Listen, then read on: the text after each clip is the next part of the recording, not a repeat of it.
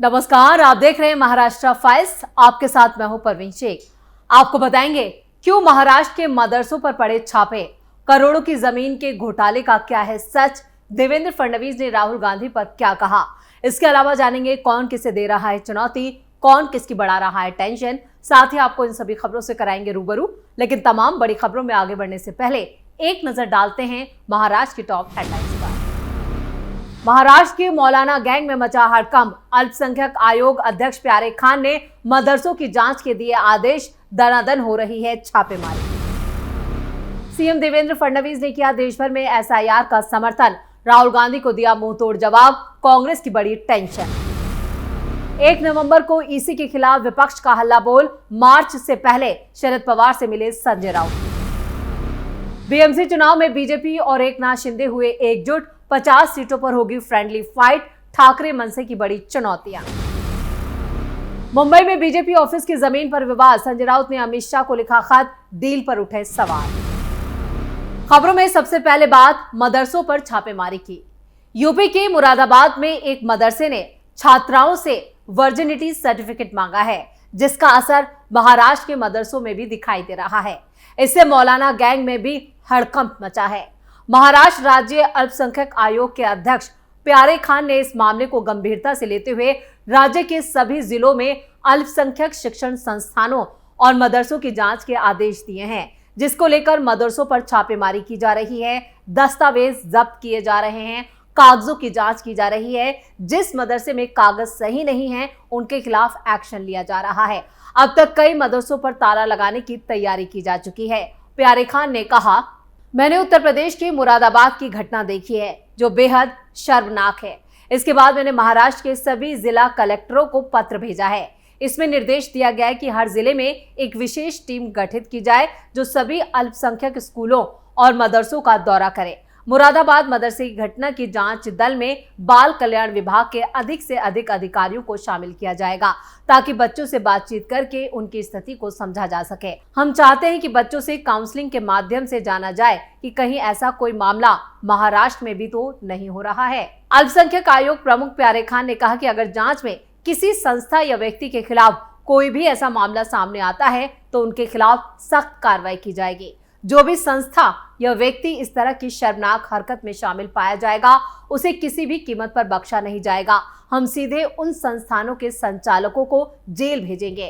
प्यारे खान ने कहा कि बच्चों की सुरक्षा और उनके अधिकारों की रक्षा करना हमारा कर्तव्य है। मदरसे और अल्पसंख्यक संस्थान शिक्षा और संस्कार देने के केंद्र हैं। वहां इस तरह के अमानवीय कृत्य अस्वीकार्य है। बच्चों की गरिमा और सम्मान से कोई समझौता नहीं किया जाएगा। महाराष्ट्र में अब जिला प्रशासन और बाल विकास विभाग मिलकर एक राज्यव्यापी जांच अभियान शुरू करने जा रहा है। आने वाले दिनों में सभी मदरसों और अल्पसंख्यक शिक्षण संस्थानों का निरीक्षण किया जाएगा, ताकि ऐसी घटनाओं की दोबारा यानी कि पुनरावृत्ति ना हो। प्यारे खान ने इस कदम का सामाजिक संगठनों और बाल अधिकार कार्यकर्ताओं ने भी स्वागत किया है। उनका कहना है कि इस जांच से न सिर्फ जवाबदेही तय होगी, बल्कि अल्पसंख्यक शिक्षक संस्थानों में पारदर्शिता भी बढ़ेगी। खबरों में आगे बढ़ते हैं, बात चुनाव आयोग की। चुनाव आयोग ने देश भर में वोटर लिस्ट अपडेशन के लिए एसआईआर की घोषणा कर दी है। चुनाव आयोग के मुख्य निर्वाचन आयुक्त ज्ञानेश कुमार, निर्वाचन आयुक्त सुखबीर सिंह संधू और विवेक जोशी के नेतृत्व में पूरी जानकारी दी गई, जिसको लेकर सीएम देवेंद्र फडणवीस का बड़ा बयान सामने आया है। सीएम ने एसआईआर का समर्थन किया है, कहा है कि वो उसका स्वागत करते हैं। उन्होंने कहा कि हमारी सरकार लगातार ये मांग कर रही है। उन्होंने ये भी कहा कि साल 2012 में उन्होंने खुद इसके लिए हाई कोर्ट में एक याचिका दायर की थी। उन्होंने कहा कि पिछले 25 सालों में हम लोग सिर्फ वोटर लिस्ट अपडेशन जो है वो उसी वक्त करते हैं। वहीं उन्होंने राहुल गांधी पर निशाना साधते हुए कहा कि राहुल गांधी जो ट्वीट करते हैं उसकी जानकारी भी उन्हें नहीं होती कि क्या वो ट्वीट कर रहे हैं। उन्होंने कहा कि जो फलरन की घटना है साफ है, जिस महिला डॉक्टर ने सुसाइड किया है उसने अपने हाथ पर जो लिखा है उससे मामला साफ है, जिसके आधार पर गिरफ्तारी हो चुकी है। साथ ही उन्होंने कहा कि हमने साफ कहा है कि इस मामले में किसी को बख्शा नहीं जाएगा।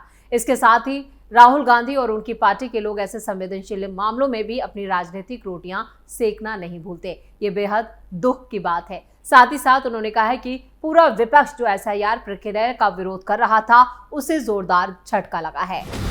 खबरों में आगे बढ़ते हैं, बात करते हैं विपक्ष के हल्ला बोल के। महाराष्ट्र में विपक्षी पार्टियों ने इलेक्शन कमीशन की गड़बड़ियों के खिलाफ 1 नवंबर को पूरे राज्य में मार्च निकालने का फैसला किया है। मार्च से पहले शिवसेना यूबीटी लीडर संजय राउत ने शरद पवार से उनके घर पर मुलाकात की। माना यह भी जा रहा है कि दोनों नेताओं ने आने वाले मार्च पर चर्चा की है। इससे पहले मीडिया से बात करते हुए संजय राउत ने कहा था कि उन्होंने 1 नवंबर के आंदोलन के बारे में Maharashtra Congress president Harshwardhan Sapkal, AICC Maharashtra in charge Ramesh Chennithala और मुंबई कांग्रेस प्रेसिडेंट वर्षा गायकवाड़ से भी बातचीत की ताकि मार्च को सफल बनाया जा सके। शिवसेना यूबीटी, महाराष्ट्र नवनिर्माण सेना, एनसीपी, शरद पवार गुट और दूसरी विपक्षी पार्टियां वोटर लिस्ट में गड़बड़ियों के विरोध में आंदोलन यानी कि मार्च निकालने जा रही हैं। खास बात यह कि एमएनएस चीफ राज ठाकरे भी इस आंदोलन में शामिल हैं। इसके साथ ही उद्धव ठाकरे और शरद पवार के साथ राज ठाकरे भी मार्च में कदम ताल करते नजर आएंगे।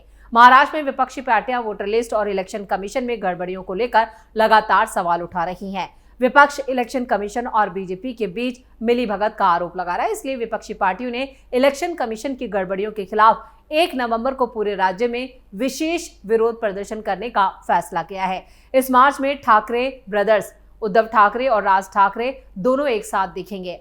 रैली के मरीन लाइंस में हिंदू जिमखाना से दोपहर 1 बजे शुरू होने और आजाद मैदान पर खत्म होने की उम्मीद है। मार्च को नेशनलिस्ट कांग्रेस पार्टी यानी एनसीपी, शरद पवार गुट, शिवसेना यूबीटी चीफ उद्धव ठाकरे और MNS chief Raj Thackeray lead करेंगे। कांग्रेस के सीनियर नेताओं को भी मार्च में शामिल होने के लिए बुलाया गया है। और खबरों में अब बात करते हैं महायुति की एकजुटता की। महायुति मुंबई में तो साथ मिलकर चुनाव लड़ेगी, लेकिन बाकी जगहों पर अकेले मैदान में उतरने के संकेत मिल रहे हैं। हालांकि मुंबई महानगर पालिका चुनाव में ही 50 सीटों के लिए बीजेपी और शिंदे गुट के बीच टकराव की तस्वीर भी बन रही है। महाराष्ट्र में स्थानीय निकाय चुनावों की आहट सुनाई देने लगी है। महायुति और महाविकास आघाड़ी अपनी ताकत आजमा रहे हैं। वहीं ठाकरे ब्रदर्स के एक साथ आने से महाविकास आघाड़ी में दरार पड़ना जो साफ है कि ये गठबंधन पूरी तरह से टूटता हुआ नजर आ रहा है। दूसरी तरफ महायुति भले ही मुंबई में साथ लड़ेगी, लेकिन संकेत ये भी है कि वो बाकी जगहों पर अलग अलग चुनाव लड़ सकते हैं। मुंबई महानगर पालिका चुनाव में 50 सीटों के लिए बीजेपी और शिंदे गुट के बीच टक्कर हो सकती है, लेकिन अभी इसका औपचारिक ऐलान नहीं हुआ, यानी कि फ्रेंडली फाइट देखने को मिल सकती है। नगर निगम चुनाव नजदीक आते ही बीजेपी और शिंदे गुट के बीच सीटों के बंटवारे का मुद्दा जो है वो गरमाया हुआ है। बीजेपी ने 227 सीटों वाली मुंबई नगर निगम में मिशन 150 का ऐलान किया, वहीं शिंदे गुट ने आधी सीटों की मांग की है। मुंबई नगर निगम चुनाव से पहले एकनाथ शिंदे ने रणनीति बनाकर 100 से ज्यादा पूर्व नगर सेवकों को शिवसेना में शामिल कर लिया था, जिसमें करीब 45 नगर सेवक उद्धव ठाकरे के हैं और पिछले नगर निगम चुनाव में ये जीत भी हासिल कर चुके हैं। खबरों के मुताबिक मुंबई महानगर पालिका में शिवसेना और बीजेपी के बीच गठबंधन तय हो गया है। अब वार्डवार सीटों का बंटवारा होना है। कल्याण, डोंबिवली में गठबंधन नहीं होगा, जबकि ठाणे में फैसला आना बाकी है। हालांकि मुंबई में दोनों दलों के साथ आने के फैसले से 50 वार्डों में स्थानीय स्तर पर तनाव पैदा हो सकता है। शिंदे गुट में शामिल हुए शिवसेना ठाकरे गुट के 44 पार्षदों ने पिछले चुनाव में बीजेपी उम्मीदवार को हराकर जीत हासिल की थी। दहिसर, अंधेरी, जोगेश्वरी, विक्रोली, घाटकोपर, गोरेगांव के कुछ वार्ड्स में काफी कड़ा मुकाबला था। ऐसे में बड़ा सवाल ये भी उठ रहा है कि इन सीटों पर फिर से कौन चुनाव लड़ेगा। शिंदे गुट ने इन सीटों पर अपना दावा ठोक दिया है। इस बीच बीजेपी भी शिंदे से ये सीटें छीनने की तैयारी कर चुकी है, लेकिन 50 सीटें ऐसी हैं जिनमें शिंदे गुट और बीजेपी के बीच फ्रेंडली फाइट की बात कही जा रही है। खबरों के आखिर में बात बीजेपी की। मुंबई में बीजेपी के नए दफ्तर को लेकर सियासत तेज है। संजय राउत ने मरीन लाइंस में बीजेपी के नए प्रदेश कार्यालय के लिए दी गई जमीन को लेकर केंद्र सरकार पर सवाल उठाया है।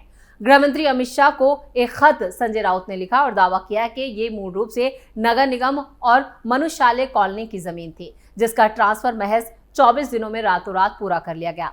संजय राउत ने लेन देन के जरिए जमीन को एकनाथ रियल्टर्स नामक बिल्डर को सौंपे जाने और फिर फौरन बीजेपी को ट्रांसफर करने की प्रक्रिया को अनियमित और संदिग्ध बताया है। संजय राउत ने खत में कहा है कि प्रिय श्री अमित शाह जी, जय महाराष्ट्र। आज आप जिस बीजेपी कार्यालय का भूमि पूजन करने वाले हैं, उस जमीन के नीचे क्या रहस्य दफन है, इसकी जानकारी साझा कर रहा हूं। मरीन लाइंस के निर्मला निकेतन के पास स्थित इस 21 करोड़ रुपए की कीमत वाली प्रॉपर्टी का स्टैंप ड्यूटी मात्र 3 करोड़ रुपए चुकाकर ट्रांसफर किया गया है। संजय राउत के मुताबिक 61 दिनों के अंदर फाइलें राफेल की स्पीड से हिलाई गई, जबकि मराठी भाषा भवन जैसी परियोजनाएं सालों से लटकी हुई हैं। उन्होंने आरोप लगाया कि बीएमसी और राज्य सरकार ने जोर जबरदस्ती से मंजूरी दी है, जिससे बीजेपी को ये मोहक लोकेशन आसानी से मिल गई।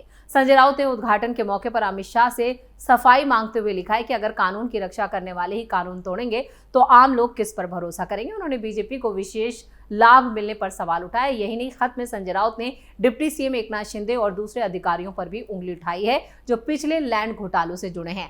संजय राउत बीजेपी समेत महाराष्ट्र सरकार पर लगातार निशाना साध रहे हैं। इससे पहले एकनाथ शिंदे के दिल्ली दौरे पर भी उन्होंने सवाल उठाया था। यानी 900 चूहे खाकर बिल्ली हज को चली, ये बात संजय राउत पर बिल्कुल फिट बैठती है। खुद वो पात्रा चौल मामले में आरोपी हैं, जेल की हवा खा चुके हैं और अब वो खुद बीजेपी और एकनाथ शिंदे पर घोटालों का आरोप लगा रहे हैं, वो भी जमीन घोटाले का। और करोड़ों की जमीन को लेकर जो सवाल एकनाथ शिंदे ने उठाए हैं उसको लेकर बीजेपी ने भी उन पर सीधा पलटवार किया है। यानी साफ कहा है कि वो खुद जेल जा चुके हैं, इसलिए बीजेपी पर सवाल उठा रहे हैं। इसी के साथ महाराष्ट्र फाइल्स में खबरों का सिलसिला यही खत्म करते हैं। बाकी खबरों के लिए आप जुड़े रहिए कैपिटल टीवी के साथ। वीडियो को लाइक करें, शेयर करें और कैपिटल टीवी को सब्सक्राइब जरूर करें। नमस्कार।